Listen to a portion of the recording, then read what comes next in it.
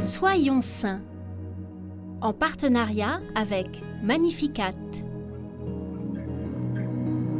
Nous souhaitons une belle fête aux Bakita et aux Joséphine. Sainte Joséphine Bakita naît en 1869 au Soudan. À 9 ans, elle est enlevée par des pillards.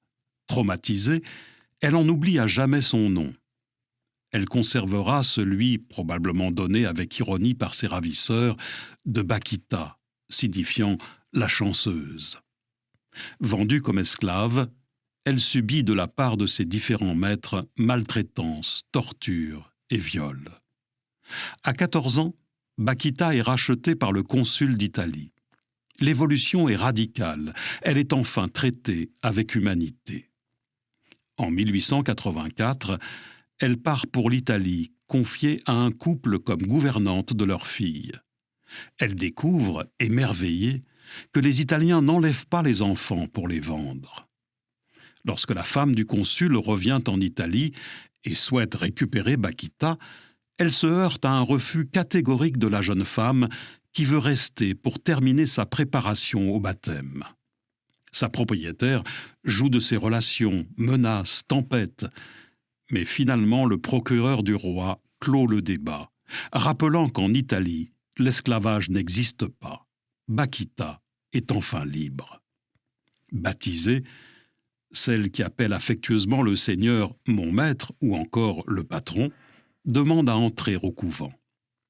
Religieuse pleine d'humour, qu'on nomme affectueusement la petite mère noire, elle reçoit un accueil étonné dû à sa couleur de peau, mais bien vite, les gens s'attachent à elle. Bakita remplit avec joie et amour les humbles missions qu'on lui confie, comme soignante, cuisinière ou portière. Si bien qu'une sœur dira que même à la cuisine, elle se comportait comme à l'église. Elle rend son âme à Dieu à 78 ans, et ses derniers mots sont pour la Vierge Marie qu'elle aimait tant. Elle a d'ailleurs écrit que la Sainte Vierge l'a toujours protégée, y compris pendant ses années comme esclave, alors même qu'elle ne la connaissait pas. Bakita a toujours senti qu'une force mystérieuse la soutenait. Sainte Bakita, aide-nous à nous libérer de nos esclavages modernes, ceux qui nous empêchent de faire du Seigneur notre Maître véritable, le seul patron de nos vies.